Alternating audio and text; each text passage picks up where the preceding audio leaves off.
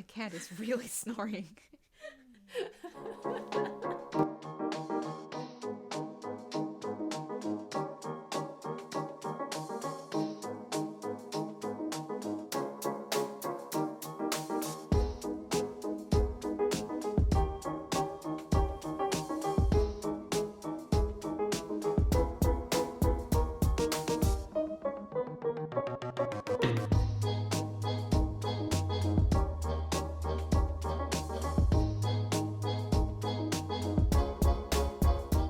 So I'm Indigo. She's yes. Wednesday. Hi. And also I call you Indy a lot and it confuses everyone. It does. Yes. It's not being represented, but I am the color blue. We're here to talk about Terminator. It was really good. Really good. We're here to talk about Terminator. Yeah, the first Terminator, the old one. The old one from 1984. I've watched the movie twice in my life, and both times were at least 3 years ago. I don't remember much about it besides things I'll point out later. I watched it like 2 months ago. I have a lot of thoughts about this. Mm-hmm. So Terminator starts with a garbage truck, as all 80s movies do. All 80s movies, yes. They either start with a garbage can or a garbage truck, and those are your two options. I'm sorry. Or, on the rare occasion, garbage rolling across the street. That's very in true. the wind. We quickly transition over into very chiseled young Arnold's butt. And then he robs 3 individuals who are definitely from a different movie of their clothes. And they've just accidentally stepped onto the set of this movie and no one told them otherwise. A man has tire tracks on his head. Like, do you really put on that much makeup to go to the Griffith Observatory? That's the actual right, question. they're at the Griffith Observatory. We meet, as I affectionately call him, sperm donor, because I did not remember his name most of the time while we watched it. His name is Kyle Reese. Yes. He appears. We don't focus on his butt as much because It's not as good. it's not as good. So then the cops chase him for a little bit. Reese. Kyle catches up with the cop, or the cop catches up with him. Yeah. And then Kyle mugs him for his gun. Yeah. And asks him what the year is, or what the time is, or what the date is, or one of those 3. Something like that. And the cop is immediately just completely shaken. Immediately upon hearing that this strange naked man is asking for the date, he knows he's a time traveler. He just knows. Because in the following scene, when they're going through like a warehouse and Kyle Reese is taking a jacket, like you see the same cop like in the background. There's other cops and they're all like looking around with flashlights, and this one cop that got mugged for his gun is like looking around and he's just, oh my god, that man was from the future. I don't know what to do. What does this mean for me? Like, he was just, it was good. That's certainly an option.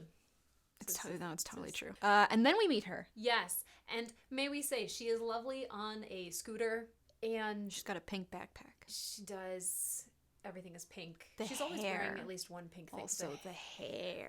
Like, every moment that we see of her, she's just woman, quintessential woman every time, what the stereotype of woman would be. Although, to be honest with you, mid-80s, the like stereotype of the woman, it's changing at that point. It's actually not consistent. We're not in the 60s, right? What a woman is changing in the culture, and yet what we get is like the 60s version in the 80s of a woman. She's girly, she wears pink, she has the most stereotypical job you could think of. She's clumsy. She's clumsy. Like, men from all ages treat her poorly. Yes. A small child put a scoop of ice cream, an entire scoop of ice cream. I think it was like a berry flavor. It was pink. It was swirly, actually. It was swirly, Like yeah. different color. It Into looked actually her really tasty. pocket. Our Sarah Connor finds out that Sarah Connors are getting killed. Yeah, so this is the start, by the way, of all of these moments where all of the plot points of the movie, they springboard off of technology. Every single plot point. We meet the detectives. In this movie, I don't like anyone. None of these people are redeemable to me, except for one cop. So random. One cop who, like, sees something happen and Arnold's stealing his car, and he's just reporting that this is happening. And he doesn't even see Arnold, and then and he sees Arnold, and he's like, hey, hold that. And then Arnold just picks him up and throws him. I want to talk about the fact that she kisses a lizard. It's not relevant to anything that she's talking about. No. That doesn't matter. She kisses a lizard in that movie twice. I want everyone to stop for 5 seconds and think about the fact that all of the relationships that Sarah Connor has in the first Terminator movie, all of them are either toxic, truly, just bad, or questionable. All of them. Everyone she meets, everyone she talks to, those are the 3. With the exception of the lizard, Pugsley.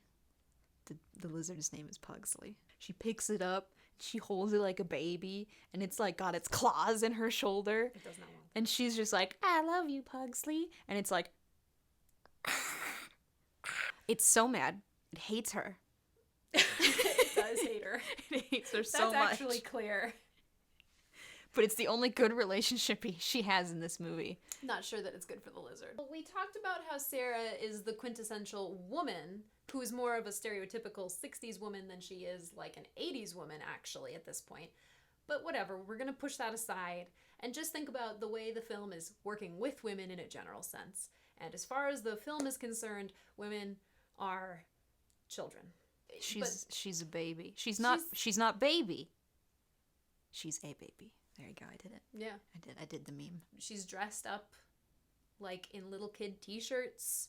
He's on the phone and she answers it, and it's not her boyfriend, but whatever. He's doing like sexy talk for his girlfriend who's not there, and she's listening, but like a child. She's giggling like, this is hilarious. I've picked up a call that's not for me. Sarah gets to the police station. Suddenly she's a child again. They're like, here, Sarah, have this cup of whatever, which is fine. Give the victim of the thing the blanket, the cup of water, comforting voices. But they're like, we've called your mom for you, and why don't you go lay down? She's not a child. It's weird. It's weird. It's a weird setup. So all the way through, we just get moments where she's just consistently represented as a child. A child. She is in the car with Reese, and they get pulled over by the police, and the cat? No, I forgot who Reese was again. Reese. Kyle. It's Kyle. It's Kyle. I don't like to refer to him by his first name. I don't know him, and I wouldn't want to know him anyway. No, he's creepy. He's creepy. Everything he does is just like, I understand that like violence is a little more violent in a strange way in the 80s in our depictions of it. Like it's a little more realistic. Yes. Instead of like actiony and fast and fun. Yeah. But because it's a little more realistic, it's actually a little more like, it hits you a little harder. It's a little more uncomfortable to watch, honestly. But Reese, beyond the violent side of it, he's patronizing to her and domineering. He's domineering, yeah, but in a violent way. It's just really icky. It's not a good look. And the thing is, like, the 80s did this a lot with men and women. This isn't unusual necessarily, like, in their depictions of their relationships. We see this in other sci-fi in the 80s a lot. Other just movies in general, and all other over the movies. place. Like, she has no agency. Because, like, she's in the police station. Arnold comes in and starts killing people. And the whole time that's happening, she is in a room and someone comes in and tells her to stay. Well, there's gunshots going on and screaming and just chaos and mayhem. And she's like, yeah, that's a good idea. I'll stay in this room. Even though I know there's a big scary robot man coming after me, I'm going to stay in this room with this policeman. And then obviously, when this is just not going the way it is, and she knows this, she can tell because she hides under a desk. That's really going to save her, by the way, from a bullet, is a wood desk. Someone starts trying to get into the room, and it's Reese. Kyle. Yeah. And we know that, but she doesn't. And instead of, I don't know, finding a weapon, you're in a police station. I don't know, maybe it'd be easy to find. Leaving. It's an option. I'm just saying. You got some options. She just kind of cowers under the desk. But she's hiding under the table like a child. And she doesn't get out from underneath the table until he tells her to. And then, because she's a baby and she can't figure out the world. A baby. I understand. Look. I'm not here to say you can be in a firefight and life is scary and you're freaked out of your mind and you need help getting out of there. That's totally fine and I get it and whatever. But we've got a theme going here and we just have to acknowledge it. And the theme is that he tells her to leave. So now she can leave suddenly, but she can't leave without him. And so he has to hold her hand, again like a child, to get her through the entire station. But that's okay because he loves her. Anyway. Yes. Yep. Mm-hmm. He sure does. He loves her. He loves her. Just like he absolutely, totally loves her son. Who is his son. His son. That's his son, by the way. God damn. He's in love with his own son. Yeah, there you go. I was going to say the gay desire. Yeah. He's in love with his own son that he doesn't know is his own son. So it's okay. Until he realizes that it's his own son, and then he has sex with the mom. I'm not totally sure he realizes it. To be honest with you, He doesn't. Can we go back to that scene for a second here? Like, I'm not really clear that the man knows what is going on. Mm-hmm. He's not the brightest. Because he doesn't know that it's his son, but he super loves him. He super loves He really talks about him a lot. Like, okay, we did some very fundamental, basic baby math. We're looking at a 40-year difference. Mm-hmm. Not a 40-year difference between the two of them. No. No, but it looks like Kyle Reese is in his 20s and 30s when he meets his son, John Connor, who is in his 30s to 40s. Probably closer to 40, considering we know that she's about to give birth at the end of the film. In the movie, he even says he joins the army because he doesn't say enamored, but he's enamored by the legend of John Connor. Like, he joins the army to meet this man. So he knows that this guy is his dad. Chooses never to tell him, by the way, as far as we can tell. Just a weird scenario that must have been for him, I'm gonna be honest with you. I would love to watch, like, the buddy film between the two of them. Of Kyle, like, meeting him and then, like, having an obvious crush on this man, and this man's super uncomfortable because he knows it's his dad, and also it's really uncomfortable because he has to actually, like, send him back in time at some point to become his dad. And also he knows he's killing him as he does this too. And also he's got to teach him all the shit about the past because not Kyle's past. No. Past? The past. He has to teach him how to drive a car, how to hotwire a car, how to work a factory, how to use a phone book. None of these things exist in the future. They're wiped out. Kyle is born after it's all wiped out. Kyle has no idea how to hotwire a car. So somebody had to show him. It's John. John had to show him how to hotwire a car. John going, oh God, I know that he's gonna need to be able to do this when I send him back to the past to be my dad, but I just don't want to be in a car with this man anymore. He won't stop looking at me. The dad is daddy. The dad has to dad the dad. He has to teach his own dad how to dad. He has to teach his own dad how to dad. It'd be the best movie ever, by the way. I would love to see that movie. Kyle Reese, who is just enamored of military operations in a general sense, because he joined because he was so like, this is amazing. And then the leader of it says, my mom taught me all this stuff. And then Kyle says, that's amazing too. He doesn't really love Sarah. No, he loves the idea of her.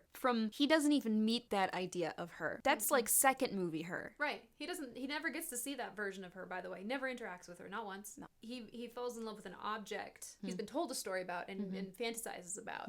And that's the entire love story, folks. So here's the thing, and I want to point this out. We see Arnie in the beginning. I'm going to call him Arnie. Okay. Technically, I know someone that knows him, so we're cool, man. Yeah, okay, sure. No, I know. Okay. I'm not going to keep that in. No. I know. Please do. Somebody's going to argue that cyborgs are a combination of human skin or some kind of biological material and machine, right? That it doesn't matter what combination it is, it's just simply that combination. That's one particular definition of cyborgs. Most people, I'm going to just say now, don't follow that as the definition. Most use the definition of a cyborg where it is a human who has been enhanced or manipulated or changed in some way via machinery or technology. So everything from a person with a pacemaker as a heart to like an entire bionic body made of metal with a human brain inside. All these things sort of qualify as what actually traditionally we think of as a cyborg. Yes, the argument can be made that the Terminators are cyborgs because technically there is biological material and there is machinery or tech inside. It doesn't really work because at the end of the day, the expectation that we would have is that there is some reliance upon the human aspects or the biological aspects within that combination for it to be a whole, for it to function. And as we see in the movie, that stuff can go. We don't need the skin. It's not necessary. It can burn off. It can be cut up. So the second thing I want to say about this is that in this particular film, I don't really care about what they had thought about when they were writing the script or what they came up with in a different movie. We're looking at this movie, just this movie. We don't need to think about the trilogy in a whole when we're thinking of just how this movie functions. In this movie... Trilogy. There's 6 of them. There's 6 of them.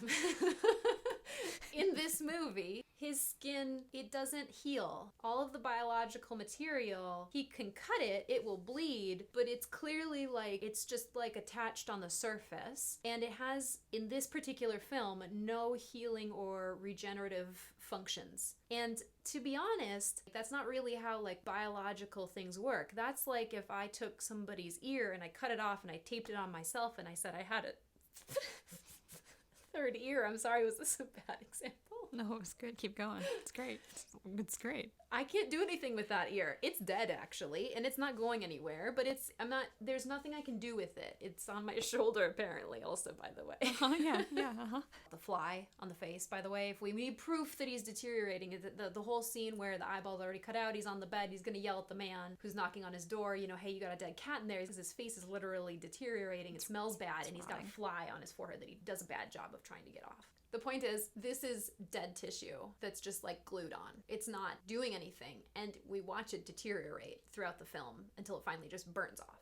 He's not a cyborg. He's an android, technically. Technically speaking, he's an android. He's an android, yes. He's a robot that has camouflage feature that makes him look human, like he's wearing a fake skin. That's like the definition of an android, is that it's a robot that looks like a human. The Terminator goes from android to robot. Yes. And not from cyborg to anything else. No. It doesn't even start as a cyborg. No. But they sure do like saying that he's a cyborg. The concept, I guess, is cool, but they didn't really understand what that concept was, which is weird because 1984, they already understood that the concept of a cyborg was well documented at that point, and we understood that it had a human brain. So I'm not really sure what was going on in the filmmaking choices there. It seems like they just decided to make their own definition. The Terminator, at the end of the day, it's a machine. And the machine goes and gets guns, which is the first thing that tipped us off to this, like, idea, basically. But we all know that guns, in a, you know, psychoanalytic, Freudian, strict sense, they're supposed to be phallic symbols, right? At the same time, this is a machine holding a machine to do something. He's holding the machine of the gun, but he himself, the Terminator, is the machine as well. Therefore, we are supposed to make the connection, at least subliminally, that the Terminator is also a tool, is also a phallic symbol, which is why we're giving him the, like, extreme bodybuilder physique as well. The reason we've got this in our view is because we're supposed to immediately code Terminator as male. Technology gets coded in this sense, as it does in most Western culture, as male. Men are disposable. Also, the movie says that. Yeah, no, I mean, we're not saying... Look, to be clear... No, I know. We're not saying women are children. No, God, no. Tech is male. No. Men are disposable. No, we're not saying that. No. We're saying the movie's saying that. Yeah, because it actually is saying that. Like, almost very blatantly saying that. It's truly, like, poor Reese. He's just there to do a thing. Kyle. Yes. He's just there to do a thing, and then he can die. Yeah. The end for him. Like, he doesn't get to have any more of a character arc, an evolution. Nothing happens for him. He doesn't change, by the way, from the start to the finish. He just does the one thing. This poor guy. And he's done. This poor guy's got PTSD that they show on screen. Yeah. Doesn't even get to actually fall in love with this woman that he thinks he loves. Sad, man. Reese is there for one reason and one reason only. And that is to be disposable, to do a service and to be gone. And that's it. And so are, like, all the other guys in the movie, too, right? Like the policemen. Every single man that we see, I mean, everyone from the... street punks at the beginning. The punks at the observatory are disposable even. They're just there to provide clothing for the tech that looks like a person. The truck driver that Arnold kind of just pushes to the ground. My favorite character, that one cop that he just yeets away. They don't probably die. They look like they do. But they're disposable. They're gone. There could be an argument made here that, like, well, that's all characters. The Terminator discriminates, and it's no one. It's a man, it's a woman. The Terminator doesn't care, kill them all. But the movie presents it as such that the women are to be either killed or infantilized, and the men are to be disposable, used, and then gotten rid of. And then we learned about dogs. Yeah, the little, like, tidbit that dogs bark because, again, proving our point. They're not human, so they can tell. They're proving our point that this is not a cyborg. Women are incompetent. Men are disposable. So that leaves what to take over the world? Dogs. So it all starts with tech, it ends with tech all of the time. Everything that changes. So plot point is when something in the storyline of the movie shifts. It moves us in a new direction, right? And so these plot points happen because they're, through technology, brought back to the past, right? Or it's when, Sarah sees something on the news. A phone call is made through a telephone. A couple different times the telephone is a plot point, whether she's calling the cops and they tell her to stay in the location, or whether she thinks she's talking to her mom and she's actually talking to Arnold. Answering machine. The answering machine, which is a hilarious gag. It's so funny. It's great. Love it. But all of these things to say, even the final moment of the film where something again changes, she crushes him with a machine. Again, technology here to change the fate, the arc of the story yet one more time. So every single moment we get where things are changing, it's almost consistently because of a piece of technology. She also ends the movie talking into a tape recorder, which is how... This is true. Which is a plot point that starts the movie in the first place. Yep. And she gets her picture taken. That's also technology. Yep. Never-ending technology. I mean, the thing is that the film's actually really well written at the end of the day. It's well put together. Yep. It's a good film. It's just got the problematic representations. At the end of all of this, when we look at Terminator, more than any other film that we are going to look at possibly, it is the extreme example of the concept of technological determinism. Vincent Miller, in Understanding Digital Culture, examines the idea of technological determinism. He says that technology will generate social change based upon the implicit values, virtues, or vices possessed by that technology. This line of thinking is often referred to as technological determinism.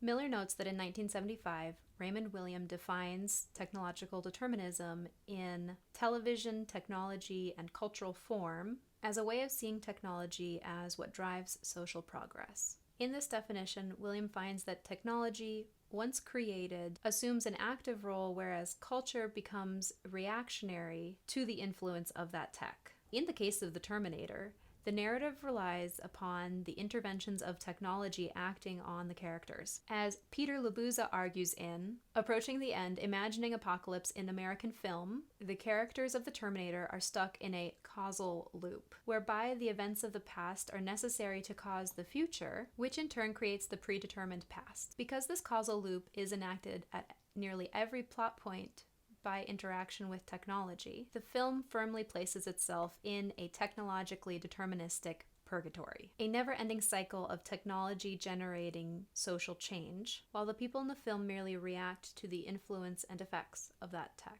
All of that to say, it's not that it's a bad movie. It's not a bad movie. It's a good movie. It's a good movie. It's more like horror. It is a horror movie. Than it is like sci-fi. Yeah. I really wish you would have said the word meatbag like you did yesterday. Because it's the perfect description of the suit of skin that the Terminator wears. Oh, God, that's right. I did say that, didn't I? Because it is. It's rotting. And like I said, I think there's a shelf life on him in this first movie. He is only supposed to work for a certain amount of time to infiltrate, get into the humans' camp and shoot them up. I don't think this model is designed to last a long time because it has no regenerative features, which is really interesting when we think about technology, robots, and the evolution of them. That they can't come up with the idea in 1984 that we would have human skin on a robot and that they might be something more than just a feature, and that this feature isn't really sustainable. That idea it's not fully germinated yet in 1984. We used to think about robots in an interesting way. We thought of them really only as just sort of like a tool. With not a lot of functionality, by the way. No. Pretty limited functionality. It really only does a couple of things. Like the scene where we get it looking up the schematics of the truck and how to drive it. That's interesting and suggests maybe that there's more potential here. But in this version of the Terminator, not the later ones, but this one, it's really limited. It has really one singular purpose, which I guess that's the scary part of it, the predatory part of it, whatever. But it is a very limited kind of imaginary of how technology could work. Yeah. For instance, Skynet, the thing that makes all the Terminators happen, is just a very vague concept in the movie. Because the concept of the internet doesn't really fully, it's not fully imagined in 1984. No. Or 83 when this movie was actually supposed to be released. Yeah. So that's early. Yeah, which means it's probably 82 when the script was written. Or even 80, 81. Robots were just more like a blender than an AI. Yeah. Once you take the skin off of Arnold. That was weird to say. And you're just left with the big shiny middleman. It's just kind of a toaster. It's just doing its job. It's no longer Arnold. It's just big shiny toaster. I will say that part's probably scarier than all the other parts, though. God, it's terrifying. Not sure why a toaster's chasing you is scary. I mean, you see his tiny peg leg feet step on stairs, and you're like, that's like a stair, and this is his foot, and it goes ta-tunk. And you're like, oh, God. Really? That was Terminator 1984. You said it like it's the full title, but it's not. But that's okay. All the other ones have Terminator 1, 2, Judgment Day, 3, some nonsense, and then they drop the numbers and they just start saying things after it because we can't say 4 anymore. 4 is a big number. Oh, hi. Oh, we got a cat? You gonna eat it? Hi. No, don't know. Hello. Trying to figure it out. Okay, buddy. Okay. There's nothing in the future. There's not even a TV. Twisted metal. There's not even a TV. You were hoping it was a TV. I was really hoping they'd have a TV. That was fire. It was inside fire. of a TV set that they're watching. Which, fire's cool. You got to cut to the clip of that part. I know I do.